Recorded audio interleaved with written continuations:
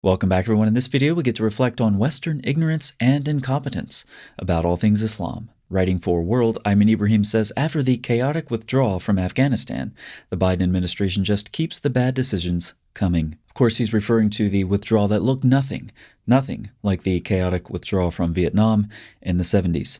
Nothing whatsoever. Zero. Do you see any parallels between this withdrawal and what happened in Vietnam with some people feeling... None whatsoever. Zero. You see, in Vietnam, we used helicopters, and in Afghanistan, we used airplanes. And helicopters have no resemblance to airplanes. None whatsoever. Zero. None whatsoever.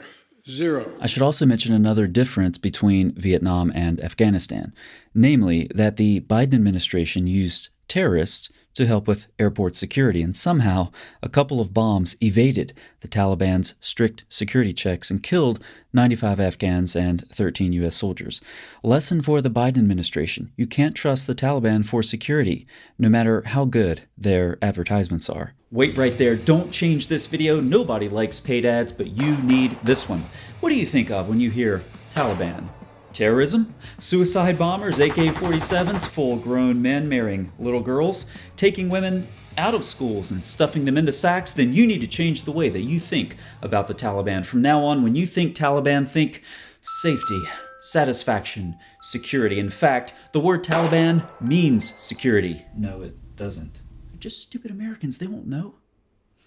Yes, the Taliban has been entrusted with security even by President Joseph Robin Hood Biden since 2021, when he left the security of the Kabul airport into capable Taliban hands. A couple of bombs later, and President Biden has no regrets, and neither will you. Cameras, lights, alarms, forget it. You don't need them. Throw all of that troublesome technology away for one simple sign, letting everyone know your home security is provided by one low-maintenance, highly trained personal security guard certified by the Taliban. We mentioned it before, now let's hear it again, right from the donkey's mouth. I tell you what, I don't know about you, but I'm going to go to bed.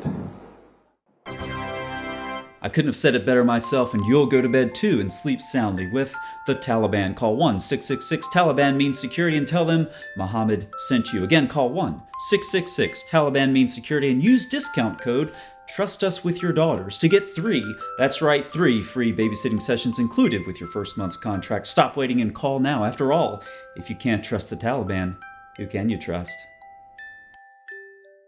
Anyway, after the chaotic withdrawal from Afghanistan, the idiotic Biden administration just keeps the stupid decisions coming.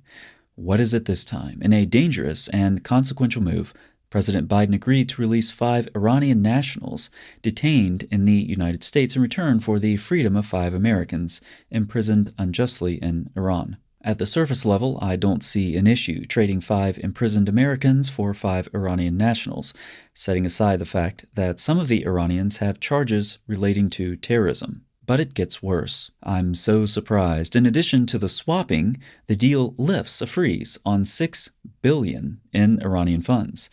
Now, some of you might be having flashbacks to your high school days working with those unbalanced chemical equations. 5 imprisoned Americans traded for 5 Iranian nationals plus $6 billion. And what better day to break the news than 9/11? Further, our idiot Secretary of State Anthony Blinken said Iran will then be permitted to use the funds to buy food, medicine, or other humanitarian items. That's right, Blinken put the Iranian regime and humanitarian in the same sentence, but that's been the narrative of the White House all along, only for humanitarian items.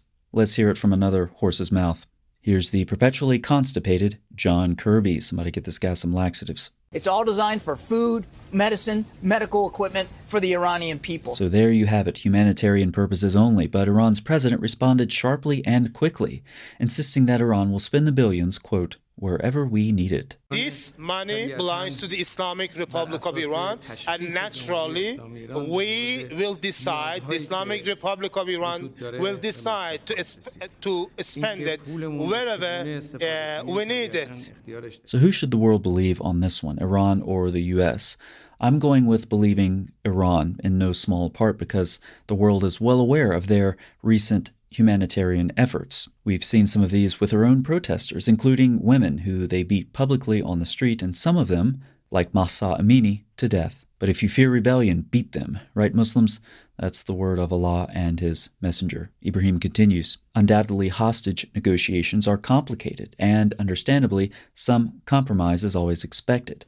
But this is a horrible deal. And it's a deal that, like the chaotic withdrawal from Afghanistan, will likely cost many lives, especially since the first and foremost desire of the Iranian regime is to be a nuclear power, and history will record that Biden, like Obama before him, was responsible for easing the situation for the regime by granting it billions of dollars, thus paving the road for its aggressive aspirations. Ibrahim also points us to the Shiite doctrine of taqiyya. In Sunni Islam, this is also known as dawah. With this, Muslims can lie to accomplish major religious and political goals. Now, with less ignorant leaders, maybe this would be a factor, but the U.S. is currently so stupid that Iran doesn't need to lie. The Iranian line has been crippled by sanctions, but Biden thought it time to give the dictators a reviving support. In recent American history, there are probably very few decisions worse than that. Islamic taqiyya was no doubt on display at some points during the Butcher of Iran's speech recently. Yes, President Raisi, with a fresh $6 billion in his pocket, was welcomed on U.S. soil for the UN General Assembly by many of the same people who are constantly rending their garments over the oppression and victimization in the West, where homosexuals are not executed and women are not beaten to death in the streets. According to The Guardian, there were some protesters at the assembly who called attention to Raisi's massacres of thousands, and the Israeli ambassador is among those who have not forgotten about Mahsa Amini, holding up a picture of her. It's hard to imagine something the pig president of Iran hates more than a Jew holding up a picture of a woman. Is there anything productive to reflect on as we see incomprehensible levels of evil and stupidity on the national and international stage? From the Christian perspective, I am reminded of Isaiah, Daniel, and John, among others, who draw our attention to the supernatural side of empires. They often portray wicked nations as monsters, like dragons, in opposition to God. And they would argue, and I agree, there's more to all of this than meets the eye. Nations, their rulers, and these are just local manifestations of a cosmic battle. Looking across the U.S., the West, and the world, it's clear today that many are on the side of the dragon. But however supernatural evil manifests itself in this life, the Bible says the dragon will be slayed. From presidents to peasants, we're all held accountable for which side of the battle that we choose. Thanks so much for watching. I'll see you next time.